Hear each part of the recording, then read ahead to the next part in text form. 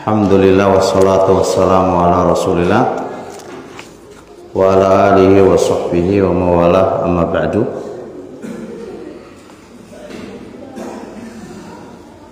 Alhamdulillah, malam ini kita melanjutkan ngaji.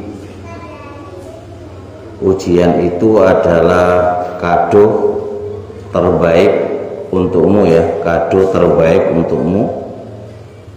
Dan sudah ada kitabnya, mohon dibawa ketika ngaji. Nggih. Pas ngaji niku dibeto kitabe.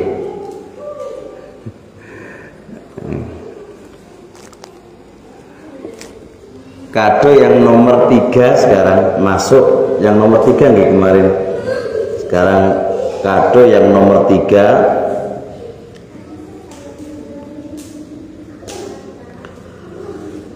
Al-bala'u tariqun ilal qurabi minallah. Ujian itu adalah salah satu jalan menuju dekat kepada Allah Subhanahu wa ta'ala. Jadi kado yang nomor 3 dari musibah atau ujian adalah salah satu jalan untuk mendekatkan diri kepada Allah. Jadi mendekatkan diri kepada Allah itu tidak mesti harus, tidak terbatas dengan sholat, nggak terbatas dengan puasa, bisa juga melalui apa itu? Melalui ujian, melalui ujian. Nah, kado yang nomor 3 ini berdasarkan firman Allah Subhanahu wa ta'ala, wa balawnahum bil hasanati was sayyiati la'allahum yarji'un. Kami uji mereka dengan ujian baik dan jelek supaya mereka kembali kepada Allah. Di sini ujian itu anak pernah sampaikan ke jenengan nggih. Kalau musibah itu bentuknya yang tidak disukai, gitu. Kalau ujian itu mencakup yang tidak disukai dan yang disukai. Kaya itu ujian, bukan musibah, Pak. Ya. Kalau kemiskinan itu apa? Musibah dan ujian, ya. Jadi musibah dan ujian. Nah, di sini Allah mengatakan kami menguji mereka. Menguji berbentuk kebaikan dan kejelekan. Artinya yang baik dan yang jelek Allah uji. Tujuannya uji, kado dari ujian itu apa? La'allahum yarji'un, supaya kembali ke Allah, mendekat ke Allah. Nah, kalau diuji dengan yang menyenangkan, gimana caranya kembali ke Allah? Gimana caranya kembali ke Allah? Dengan bersyukur. Diuji dengan yang tidak disukai, habis, Pak. Untuk jenengan mana? Hah? Pengambil jenengan. Ya. Kalau tidak disukai, gimana caranya untuk kembali ke Allah? Hah? Ya bersabar, kan gitu, Pak, ya. Bersabar, evaluasi, kan ngono. Jadi ada tempatnya masing-masing. Nah, ujian berbentuk yang disukai dan yang tidak disukai, titiknya di mana supaya kita kembali ke Allah, mendekatkan diri kepada Allah Subhanahu wa ta'ala.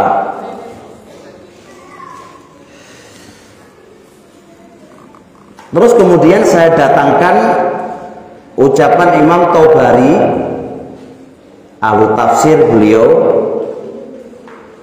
ai ikhtabarnahum, kata Imam Tabari, kami uji mereka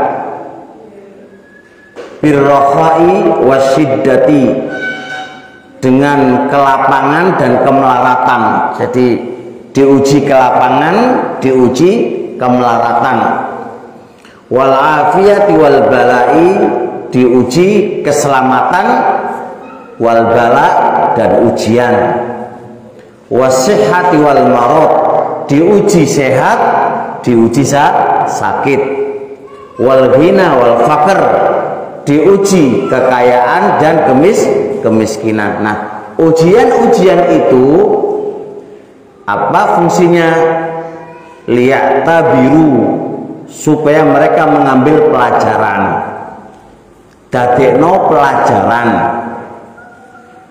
Kemudian fayunibu ilayya, supaya mereka kembali kepadaku, mendekat kepadaku. Setelah diambil pelajaran-pelajaran dari ujian-ujiannya Allah tadi, maka supaya mereka kembali kepada Allah. Wa yarji'u an ma'asihim. Nah, kalau sudah kembali kepada Allah, tentunya apa? Segera tobat, meninggalkan kemaksiatan. Jadi titiknya gitu.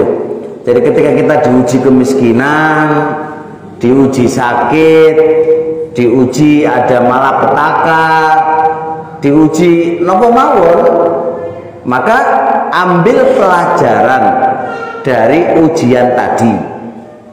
Nah, setelah diambil pelajaran, dipikir kok kenapa yo, kok gini yo, kenapa yo. Nah, maka setelah itu Anda harus kembali ke Allah. Caranya kembali ke Allah itu gimana? Caranya kembali ke Allah itu gimana? Caranya dengan bertobat. Yang pelaku maksiat segera berhenti dengan kemaksiatannya. Wah, ini gara-gara diilingno Allah lah kan, jadi nikmat Pak. Coba kalau kita maksiat kepada Allah terus gono ujian, berarti kan terus di atas kemaksiatannya, lah repot malahan. Maka berarti ujian itu kado. Kenapa kok kado? Soalnya kanggone pengingat yang punya kemaksiatan nambali tobato kan ngono. Kan diambil pelajaran itu kan, diambil pelajaran gitu ya. Kemudian saya datangkan ucapan Ibnu Katsir rahimahullahu taala, hampir persis dengan yang disampaikan oleh Imam Tabari, cuma apa? Linakhtabirahum ayasbiruna am yakfurun, ayaskuruna am yuknitun. Nah, ujian yang Allah datangkan kepada hamba, pingini Allah itu mek loro. Apakah mereka gelem sabar ataukah mereka kufur nikmat? Apakah mereka mau bersyukur atau mereka mau putus asa? Nah, kalau sudah begitu ya wes, kembalilah ke Allah. Jadi intinya Allah uji kita beraneka macam ujian itu sebenarnya mes tunggal. Pinginnya Allah kenapa?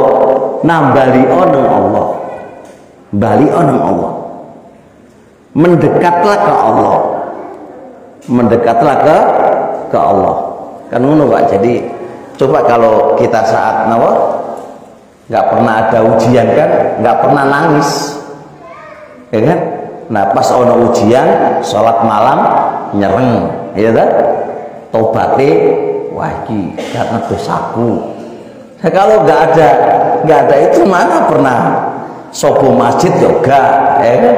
Ya, sobo majelis ilmu yoga, ya karena wis jauh dari Allah. Nah pas diuji, nah itu pas diuji lah itu anaknya kok loro terus gak waras-waras ya kan, dicoba kalau anaknya mana nuwakal, dicoba mana setiap kali bisnis bangkrut ya kan.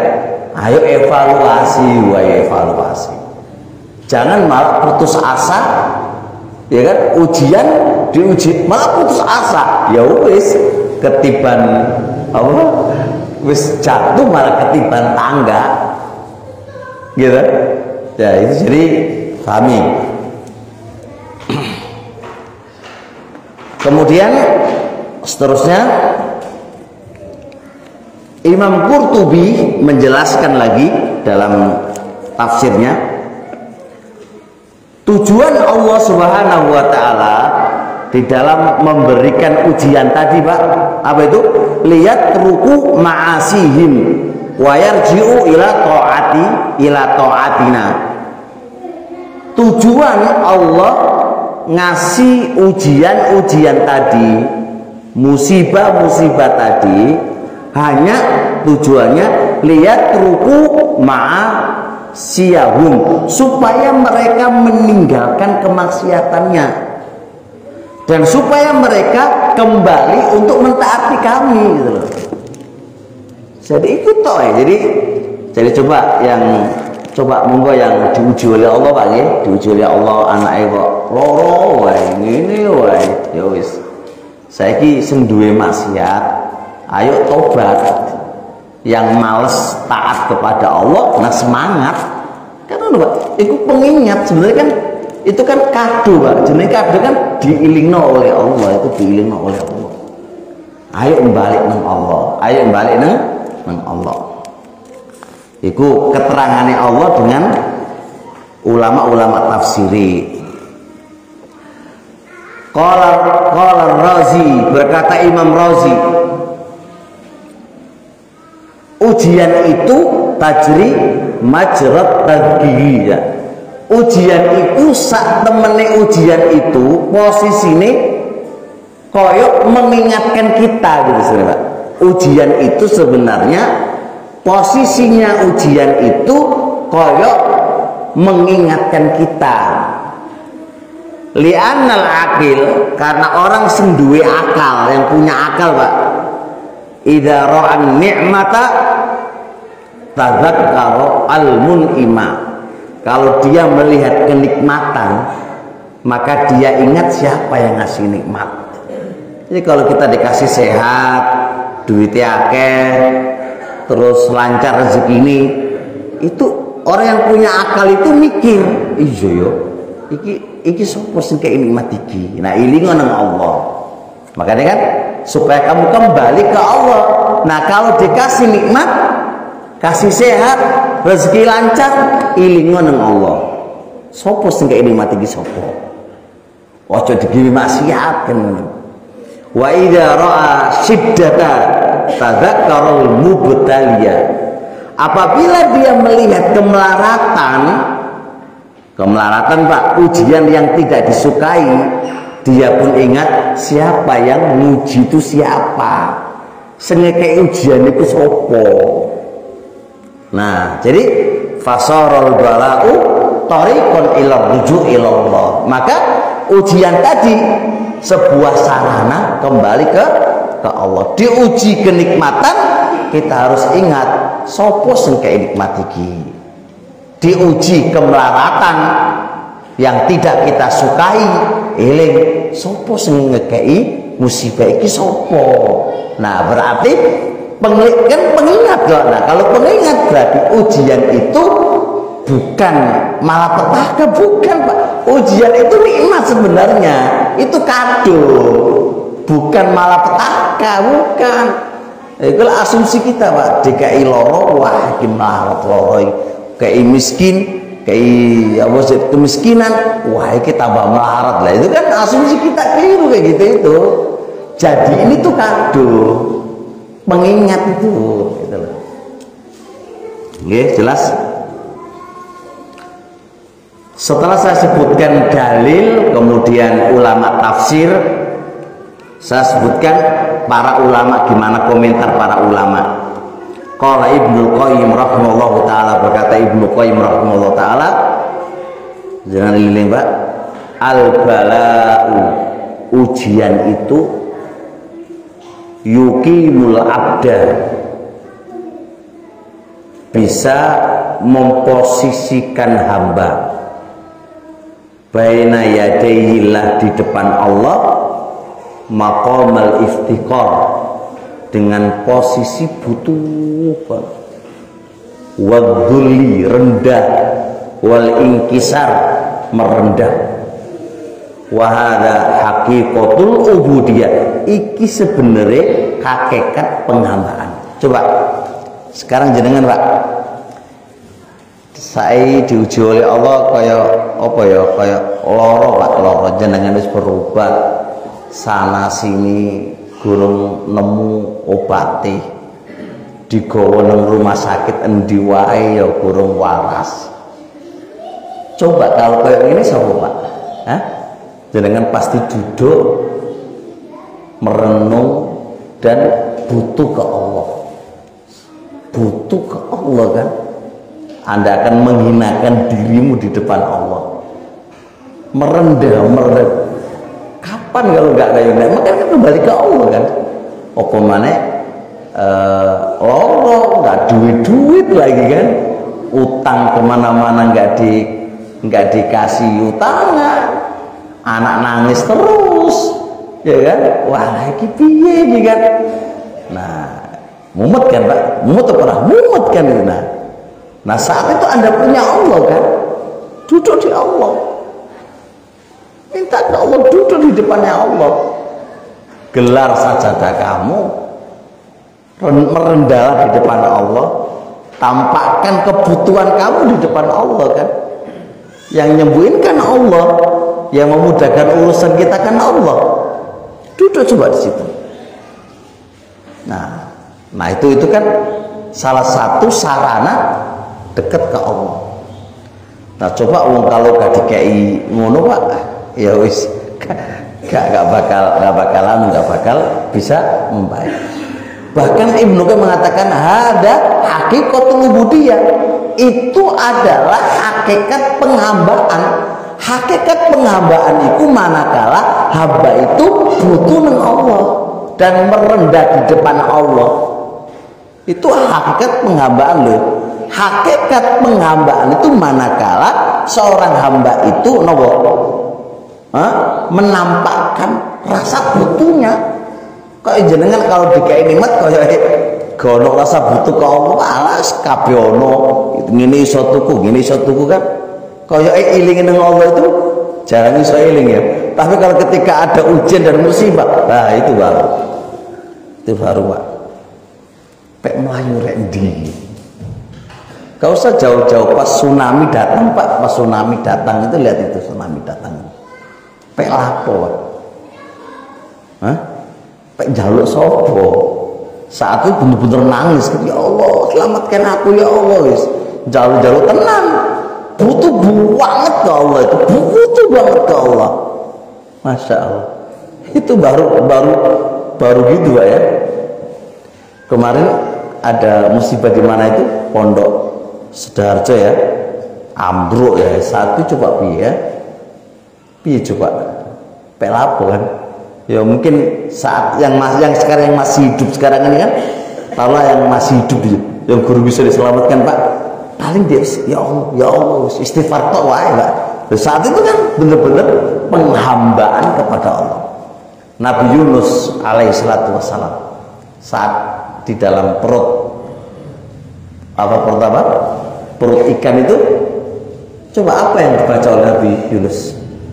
Subhanaka inni kuntu minadz zalimin. Dia berserah diri ke Allah Pak, mengabdi, menghamba, menampakkan kebutuhannya, menampakkan kerendahannya saat diuji. Nah, qala Ibnu Taimiyah, berkata Ibnu Taimiyah rahimallahu ta'ala, lihat, idza btalallahu 'abdahu fasabar, apabila Allah itu menguji kepada hambanya, lalu hamba itu mau iso sabar, diuji oleh Allah lalu bisa sabar, karena dzalika sababan liruju'i ilallah, maka ujian yang dia bisa sabar itu salah satu sebab bisa kembali kepada Allah. Nah, ini kan penting Pak, jenenge maca kitab itu Pak, kalau saling melengkapi, kan ulama itu kan saling melengkapi Pak.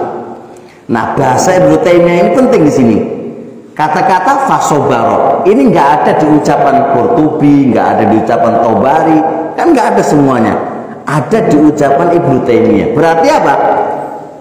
Salah satu apa jenenge kado yang nomor 3 ini Pak, kado yang nomor 3 ini, ujian itu salah satu sebab bisa kembali kepada Allah, mendekat kepada Allah, disyaratkan kalau sabar. Kalau orang sabar gak bakal iso. Nah itu makanya maca kitab ulama itu saling melengkapi. Dan sedangkan diuji oleh Allah Pak, terus kemudian gak sabar, masuk gelem sholat, gelem mendekat gak bakal Pak. Jadi syaratnya kalau dia mau benar-benar kembali kepada Allah, ya harus sabar dengan ujian tadi. Contoh Pak, sekarang ada diuji Allah kemiskinan Pak, ya kan harusnya kan nang Allah kan, malah ke dukun, malah ke ndelek pesugihan, ya kan? Hidup kok melarat gini wae wis ndelek pesugihan wae kan, lah kan nggak sabar, Coba kalau dheweke mau sabar, maka sabar itu salah satu sebab, salah satu cara, sarana dia akan mendekatkan diri kepada Allah Pak. Ujian kalau dia sabar Pak, sabar, pasti meminta kepada Allah, memohon kepada Allah, mengabdikan dirinya kepada Allah, jaluk sepur istighfar, pewake ngono ujian kayak ngono kok. Tapi syaratnya sabar Pak, sabar. Hah? Oh, sabar itu kualitas ridho karo sabar itu beda Pak.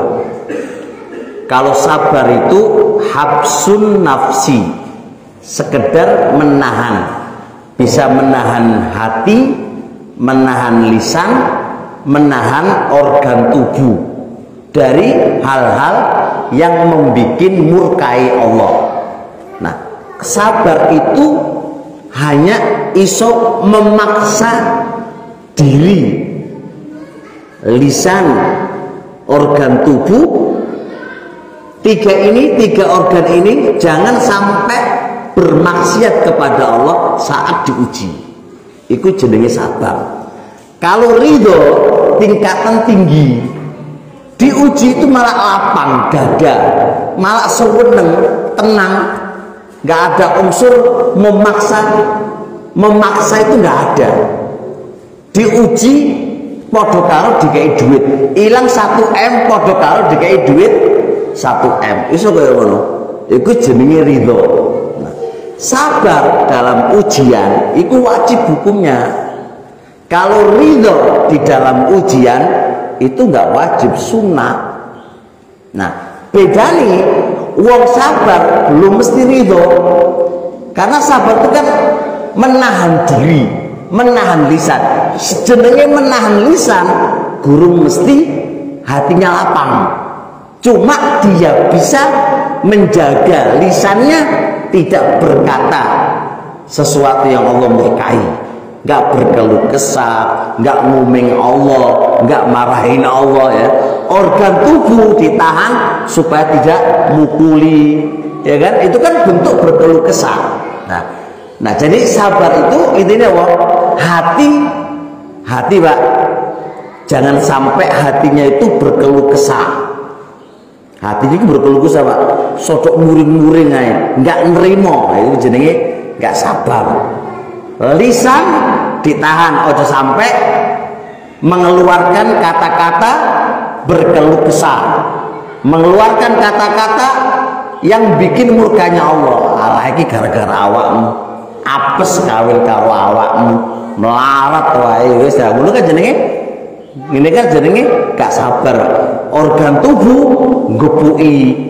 Karena jujur Allah anaknya digebuki, bojone digebuki, ya udah muring lah. Ini kan jenenge gak sabar. Nah, jadi kalau ada ujian yang Allah berikan kepada kita, lalu dewa itu mau iso sabar, berusaha sabar, insya Allah ini satu sarana Anda akan bisa mendekatkan diri kepada Allah Subhanahu wa taala. Kembali ke Allah. Kan kalau sabar kan iso mikir, iya iki apa ya? Dosaku akeh iki tobat. Ya Allah, anakku kok lara terus iki piye caca? Dosaku apa kan ngono kan. Kan harus ngono. Aja kok nyalano wong wae disalahno, kan biasanya mau nyalano wong wae. Contoh saya, kalau sama diuji Pak, diuji anakmu ketubruk sepeda motor. Jenengan lak ngurusi sing nubruk to. Iya kan? Ngurusi sing nubruk to. Iya to, Pak? Muring-muring ngono kan. Wong sabar gak ngono, Pak. Wong sabar tuh ora ngono. Notosi awake dulu dengan ujian tadi, noto awake isi. Ora kok kudu muring-muring luga. Noto awake iki ujian. Cuma Allah datangkan lewat orang nubruk anak sampean. Jadi kan gak usah marahin jawab. Yang seneng bro, itu ujian bro, ujian. Tenangkan dulu, itu ujian. Wes to, jumuring-muring nah kalau jenengan saya muring wae, sono bro tak pateni lah, itu jenenge. Sampeyan kok diuji. Nah ujian itu Allah datangkan orang nubruk anak sampean. Ngono lho Pak, paham Pak? Tunggu ora? Wes, ngono lho. Lah kalau jenengan ngerti itu adalah ujian sampean, terus jenengan sabar, ya wes, urusan dia itu nanti salah atau benar jenengan menyampaikannya dengan santai. Urusan jenengan memaafkan, enggak memaafkan itu nanti belakangan. Saiki toto awakmu sih. Ojo muring-muring, ojo brundel, ojo muring-muring, iki sabar, tahan semuanya. Iki ujianmu. Sama lah muring-muring tuh. Sopo sing nubruk anakmu? Sopo? Duwelek muring-muring. Nah, iki jenenge sama enggak sabar itu. Anda tidak bisa menahan hawa nafsu kamu untuk memendam supaya tidak dimurkai oleh Allah. Kan ono kayak anak tukaran terus lugor, jenengan lak nyeneni nyalake wong to. Sopo iki? Malah celuk nang tuane. Apa ngono iku? Iku jadi sama enggak sabar. Sabar itu ya wis to, saiki ujian. Jadi iku takdir, Pak, wis takdir. Piye-piye anakmu ku hari ini wis koyo ngono wis tulisane. Cuma lewat orang. Gak ada Pak orang pengen nubruk anak saya itu gak ada. Iku wis tulisane. Gitu. Cuma ini kan ya Allah, kenapa kok anakku sing tubruk cah itu? Dosa apa aku? Mikirnya kan ngono Pak, orang kok nyalano wong wae kan. Dhewe kan pinter kan nyalano wong wae to. Orang kok nyalano wae dhewe. Iya yo. Kenapa kok anakku sing tubruk mobil iku kenapa? Kenapa? Kan harusnya kembali ke dirinya. Iya ya. Ya tobat, iya ya. Mungkin aku duwe dosa. Dosaku iku akeh. Kok dadi ngene iki piye? Ngono lah enak sih, jenenge iku insyaallah luwih aman, Pak. Wong mukmin ku ngono cara mesikap ini. Ku teori, Pak. Bu aku iso ora ya guru muti iso, Pak. Ku teori ini. Saiki sepenting duwe ilmu gisik. Semoga Allah kasih kemudahan. Jadi apapun yang terjadi ngono. Ki jenengan ngumpulno duit. Duit dikumpul-kumpulno wis sampai 20 juta, mari terus disileh karo kanca sampean ta apa lah di sini. Gak balik-balik, Pak. Ditelepon orang. Atau jenengan berusaha untuk mengembangkan terus pakai investasi, ternyata investasi bodoh. Gak perlu menyalahkan A, B, C, D, gak perlu, Pak. Itu memang Anda itu diuji. Kalau Anda kata Allah itu gak pengen nguji awakmu, Pak, pasti Allah ngasih peringatan. Ojo investasi karo wong, pasti ngono. Nah kok Allah nggak ngasih peringatan ngono ku berarti memang iku wis tulisanmu. Iku wis tulisanmu. Wis dielingno sama orang, kok sek ngehelai kan? Sek ngehelai. Loh. Itu berarti wis tulisane. Allah itu kayak skenario, duitmu hilang itu caranya koyo ngono. Nah, gimana Anda mensikapinya? Ya sabar, Pak. Ojo kok wis tak pateni awakmu. Sik to, iku nanti urusan saiki sabar no gisik. Iku tulisane takdir Allah. Kalau jenengan iso ndeleki wonge perhitungane karena jenengan ibaratkan utang ya harus disaur, investasi itu urusan belakangan. Tapi jenengan sudah bisa mengendalikan diri jenengan. Ketok andai kata nggak balik, itu takdir sampean. Orang seke murualah ngono opo. Wong mukmin ini kan iku takdir Allah. Nah, kalau ngerti iku takdir kan harus sabar. Sing jenenge takdir kan lewat apa wae terserah Allah kan ngono kan. Terserah Allah. Intinya awakmu harus sabar. Ngono lho, Pak. Wis, dong ora, Pak? Lho, Ustaz itu koyo aku tak lewati ngene iki, Pak. Aku ya stres juga, Pak. Tak lewati gitu. Di antara buku yang kutulis ini adalah pribadiku sendiri, Pak. Iya ya diuji ku ngene. Nah, untuk menghibur diriku aku nulis buku. Ujian itu ngono. Dan kalau enggak ya mungkin kita udah masuk ke kalau enggak ada mengenal Allah sedikit ya sembuh jadi apa gitu loh. Jadi harus ngono aturannya. Harus sabar. Urip iku menang dunya iku ujian. Enggak pengin diuji yo meneng surga. Selama Anda itu masih insan manusia, mau model hidup manapun Anda, wis pasti ono ujian nih. Iya, Pak. Bareng ini ono maneh, bareng ini ono maneh. Wajib urip iku ujian, Pak. Urip iku ujian. Jenengan kalau ndak pengen diuji, ya wis cepet mati. Lo mati yo pertanggungjawaban, Pak ya. Itu ujian juga ya. Wis pokoknya makanya bener Abu Bakar itu bener, Pak. Cara Abu Bakar gini. Ya laitani, duhai aku itu enak iku dadi waraqatus sajar. Jadi daunnya pohon. Daun pohon itu kan berdik mangan unta mlebu wetenge diolah jadi apa? Kotoran. Berkotoran sudah dilempar oleh orang, nggak ditolak oleh orang. Artinya sudah orang ono mana selama menungso, Pak. Seono ujian. Nah nggak tahu ujian kita nanti apa mana nggak ngerti, Pak. Wis makanya ini persiapan. Karena kita nggak tahu hari ini setelah ini ujian apa yang Allah datang kepada kita tuh nggak tahu. Gitu loh. Wis ya jelas gitu. Nah, Masya Allah. Jelas. Baik, terusnya yang keempat, yang keempat.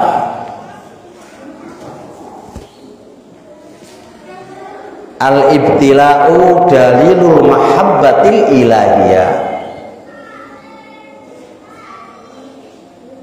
Ujian itu adalah dalil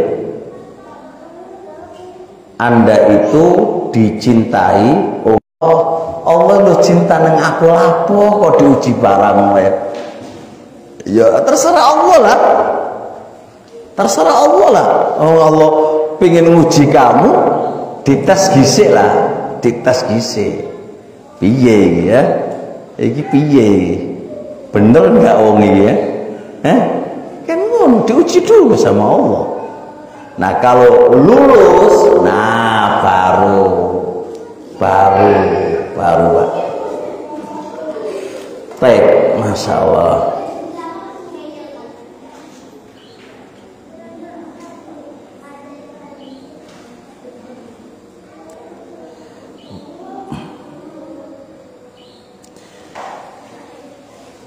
Di sini saya datangkan dalil dari Al-Quran dan hadis.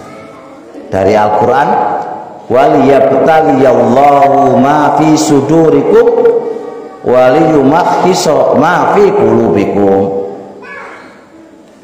Allah berfirman, Allah itu menguji apa-apa yang ada di dada-dada kalian.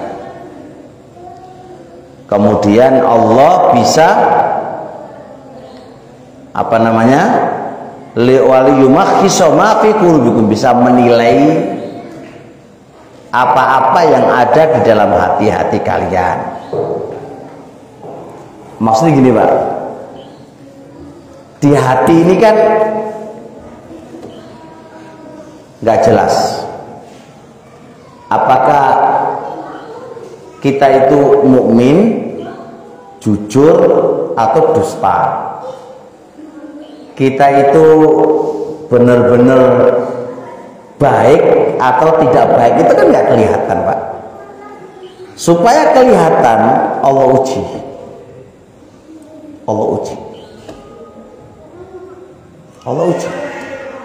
Nah, ketika diuji baru ketahuan aslinya yang ada di dalam hati-hati kita itu.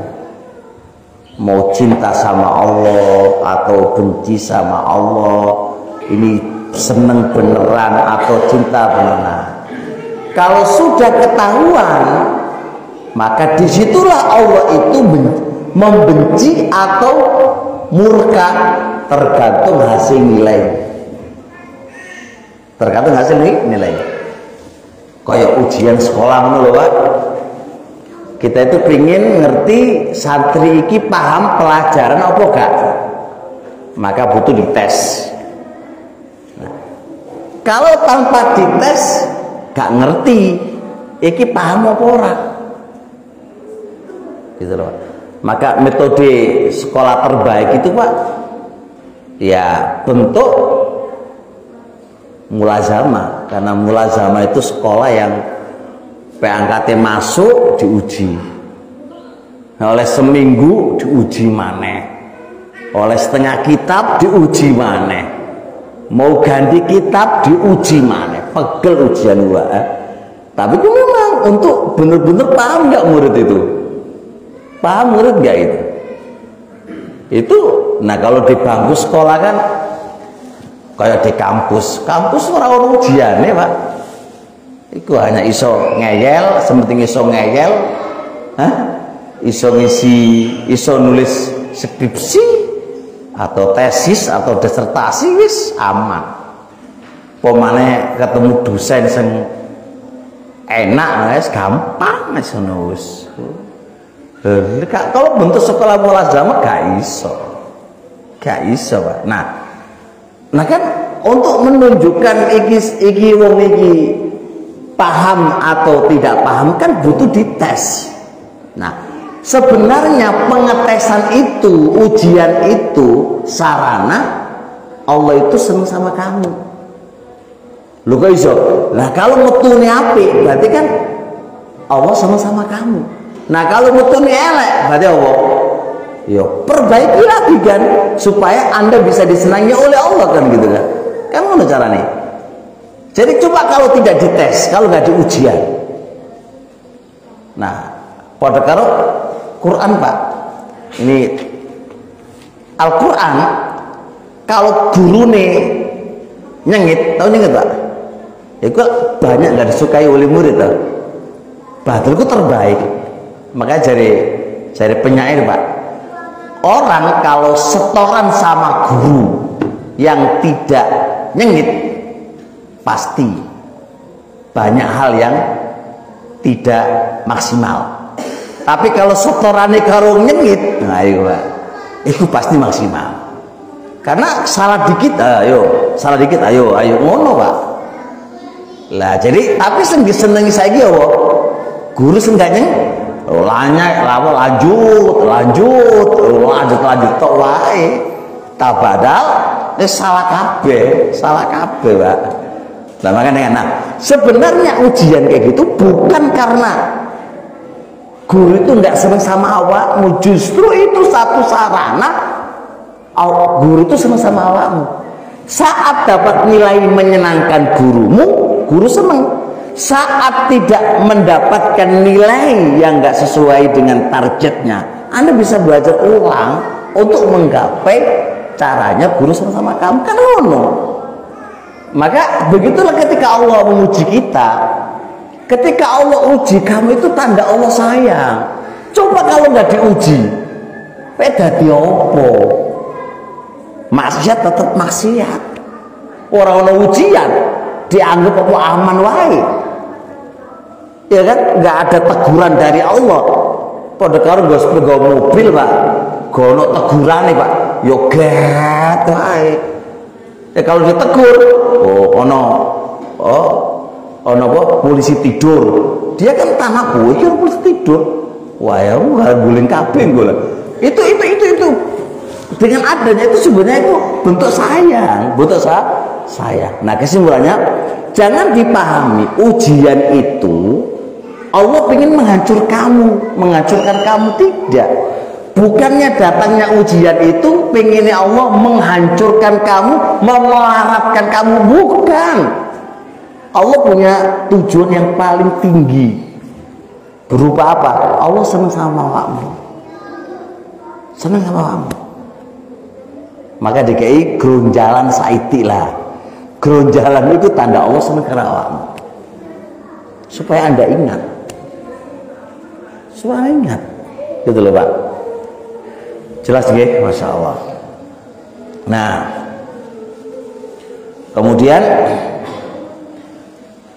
li'anna Allah idza ahabba 'abdan ibtalahu liyudhhira sidqahu wa yutahhira qalbahu wa yarfa'a darajatahu.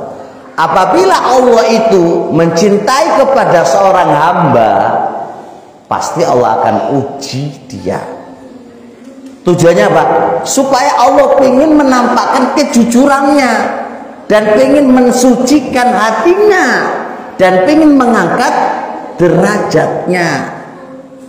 Justru ujian itu adalah bentuk akan nampak kamu tuh jujur apa gak, sabar apa gak, berpenyakitan apa gak hatimu iku. Berarti kan Allah tuh menyenangi kamu gitu loh. Walau kanal abdu muhmalan indallah la tarakau fid dunya duna ikhtibarin. Andai kata hamba itu ingin dibiarkan oleh Allah, nggak diurusi oleh Allah, pasti Allah akan membiarkan dia tanpa ada ujian. Maka gagal paham Pak ngomong ini. Kok enak, aiku kok Masya Allah sehat terus, duitnya kok mili terus, orang-orang ujian belas. Anda menyangka itu Allah, bukan. Itu justru Allah membiarkan dia. Engkau dosa yuk tambah akeh dosa nih misal. Engkau nang akhirat ini selalu diulu-ulu ya. Anda jangan berpikiran begitu. Terbaik menurut Allah bukan nggak dikasih ujian Pak. Terbaik bagi Allah itu justru dikasih ujian terbaik bagi Allah. Kalau Anda mau sabar, kalau Anda mau sabar. Paham ya? Itu Masya Allah. Jadi kalau hamba itu dibiarkan gak diopeni oleh Allah, ya udah Allah biarin aja di dunia, gak ada ujian, gak ada apa, itu bentuk Allah itu gak sayang sama dia. Allah salah. Pada karo anak Pak, anak kalau Anda gak cinta, halah mau kemana terserah awakmu, ya toh? Ya enggak, terserah awakmu. Justru kalau wong tua basik nyawe cawe ini gak oleh ngono gak oleh, itu tanda sayang. Jangan sampai menimpa kepada sesuatu, ngono lho Pak. Berarti Anda itu ditegur itu bentuknya kasih sayang.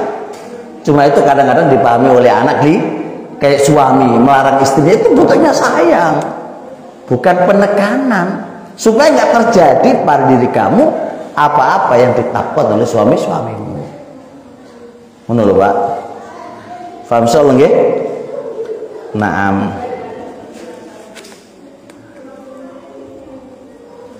Qala Ibnu Qayyim rahimallahu taala, kata Ibnu Qayyim, al-ibtila'u wal imtihanu min tamami mahabbatillahi li 'abdi.